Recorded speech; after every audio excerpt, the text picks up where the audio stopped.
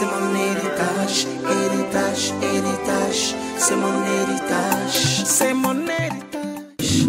Le royaume symbolise quelque chose d'une valeur immense. Dans le cadre de notre thème de ce matin, le royaume représente le droit d'aînesse. Ce qu'il y a de plus précieux qu'un homme peut recevoir de la part de Dieu. Et c'est ça que Jacob veut acheter.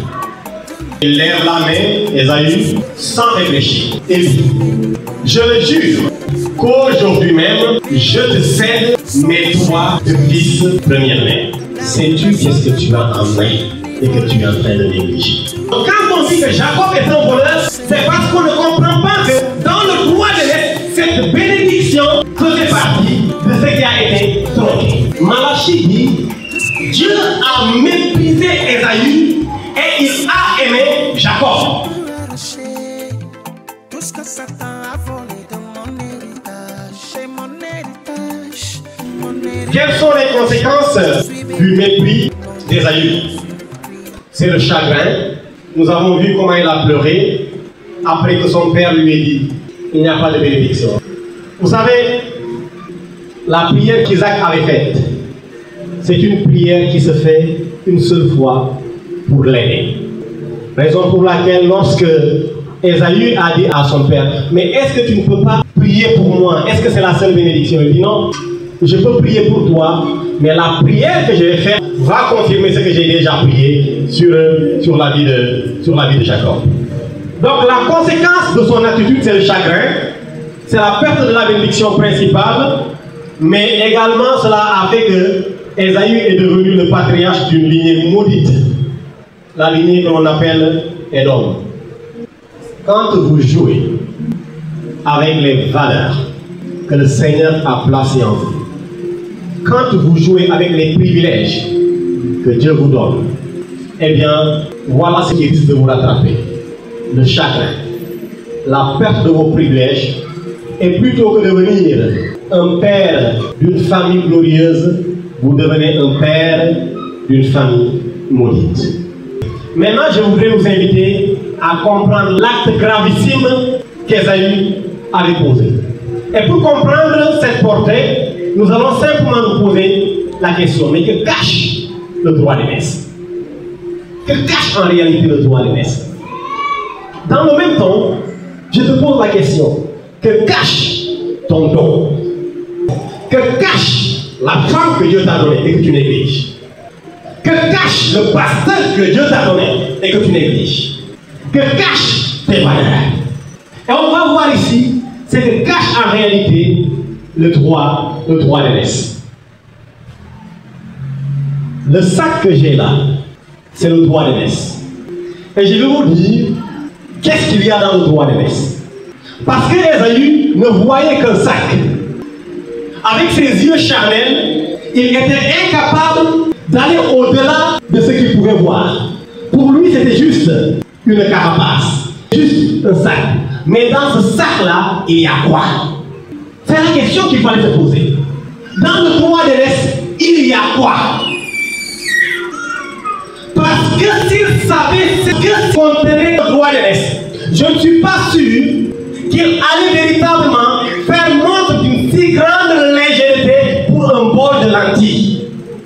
Qu'est-ce que le droit d'aînesse justement contient? Dans ce sac, que moi j'appelle le droit d'aînesse, il y a ce que j'aime appeler le privilège de la prééminence sociale et de la noblesse. 1. 2. Dans ce sac, il y a ce que j'appelle le privilège sacerdotal. 3. Dans ce sac, il y a ce que j'appelle le privilège de l'héritage abrahamique. Donc je m'en vais ouvrir le sac du droit d'aînesse. Alors, je voudrais un Jacob. Quelqu'un qui a vraiment soif des choses de Dieu. C'est lui notre Jacob. Merci, mettez-vous là. Lui, il a soif des choses de Dieu. Jacob que voici, il savait exactement ce qui était dans le sac. Donc, ce petit sac-là que j'appelle prééminence sociale et de la noblesse. Maintenant, dans ce sac, nous avons nous avons un coffret qui contient énormément d'or et d'argent. Nous allons matérialiser cela par les cartes bancaires qui se trouvent là. On va estimer que c'est à notre époque que Jacob avait. Et parce qu'il a acheté le droit de naissance, toutes les cartes bancaires qui sont là, les comptes en banque, BCAO, Ecobank, B6, je ne sais pas quoi, toutes les cartes là, c'est pour justement Jacob. Jacob, voilà ce que tu gagnes en achetant le droit de naissance. Ça, c'est un portefeuille rempli de liasses d'argent. Jacob, voilà, ça c'est pour toi. Esaü n'en veut pas.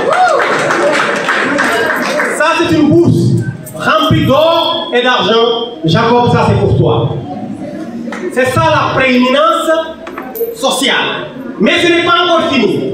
Dans toujours ce sac-là, nous avons un rouleau. C'est le rouleau des titres de propriété. C'est-à-dire tout ce qu'il y avait comme bien immobilier qui appartenait à Abraham, à Isaac, revenait de droit, en tout cas la double portion à Jacob. Alors là, voilà, Jacob, il faut bien tenir ton titre de propriété. Nous avons la terre de Canaan, nous avons le champ de Macpalais. Là, nous avons Bethel, nous avons Sichem, nous avons Mamré, nous avons Negev, Gerar, Beersheba. Jusqu'en bas, c'est le titre de propriété.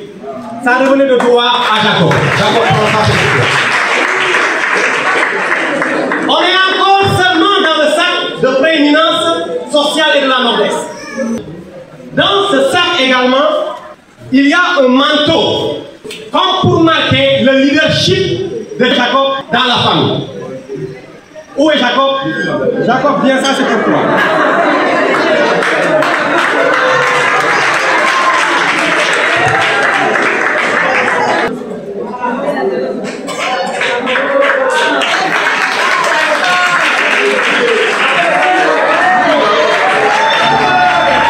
Alors ces éléments se trouvent seulement dans le sac de la prééminence, le privilège de la prééminence sociale et de la noblesse.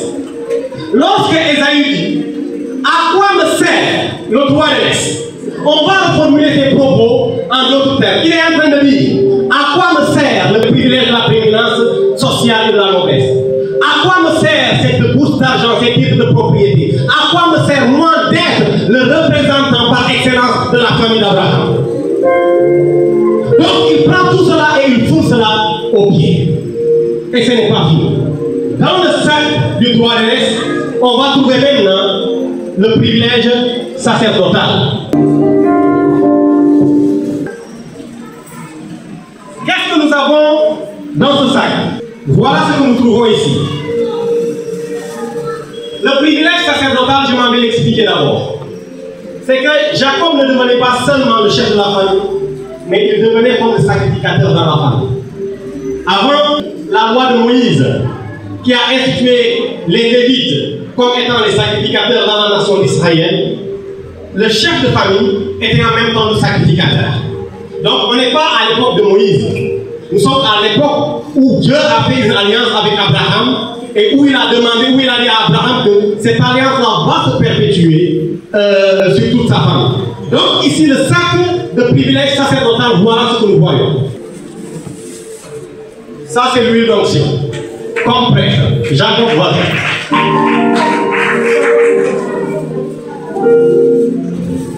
Ça c'est une Bible. Jacob devenait le représentant, sinon même le trait d'union entre sa famille et Dieu. Jacob, tout ça c'est pour toi.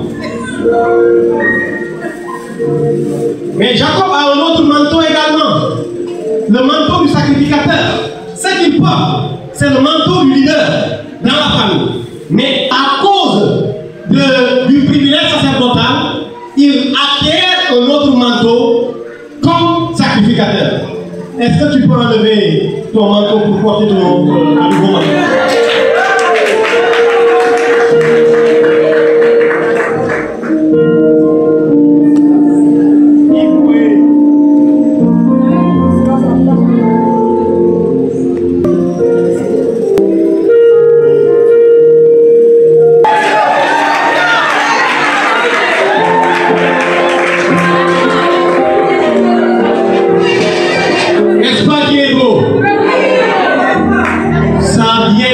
d'Ésaü qu'Ésaü a méprisé. Je vous pose encore la question. La femme que vous avez chez vous, est-ce que vous savez qu'est-ce qu'elle peut véritablement vous apporter pour votre ministère? Et vous l'avez dit. Le mari que vous avez chez vous, savez-vous ce qu'il peut vous apporter comme privilège? Et vous négligez cela. Quelquefois, il ne faut pas justement s'arrêter à ce qui tape l'œil. Il faut aller au-delà. Cherche ce qui se cache dans ton don. Parce que tant que tu ne sais pas ce qui est dans ton don, tu vas continuer à mépriser cela. Et Ésaü ne savait pas ce qui était dans le privilège que Dieu lui avait donné. C'est pas encore fini. Ça, c'est l'encens. Donc, dans ce sac, nous avions eu une Bible, nous avions eu l'huile d'onction, nous avions eu le manteau sacerdotal. Maintenant, ça, c'est le parfum. C'est pour toi, Jacob. Pendant qu'on y est, on va un peu te parfumer l'onction.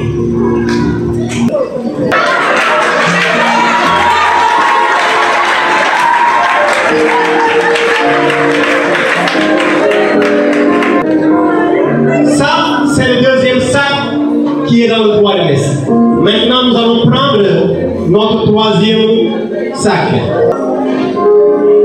C'est le sac le plus léger.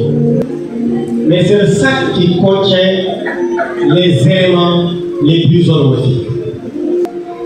Ce sac, c'est le sac du privilège d'hériter de toutes les bénédictions que Dieu a fait et à Abraham et à Isaac.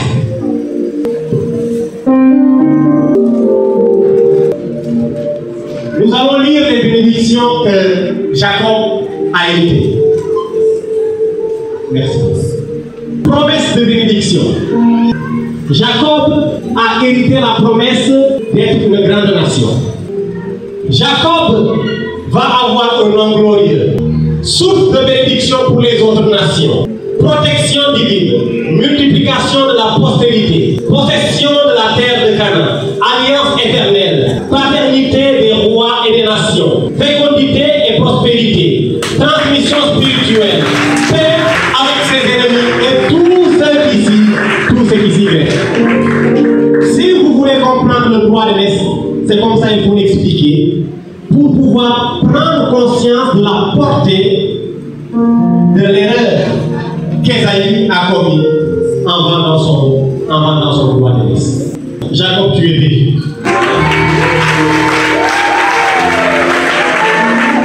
Alors, ce que je n'ai pas mentionné dans ces différentes bénédictions, merci beaucoup, c'est particulièrement la prière qu'Isaac a faite en faveur de Jacob. Genèse, le chapitre 27, le verset 28, 29, et on finit avec le verset 37. Jacob, tu vas venir, je vais prononcer ces bénédictions sur toi, parce qu'Ésaü a refusé cela. Que Dieu te donne la rosée du ciel et de la graisse de la terre, du blé et du vin en abondance. Que des peuples te soient soumis et que des nations se prosternent devant toi. Sois le maître de tes frères et que les fils de ta mère se prosternent devant toi. Maudit soit quiconque te maudira et béni soit quiconque te bénira. Voilà la bénédiction que Jacob a reçue. Que cela s'accomplisse dans ta vie.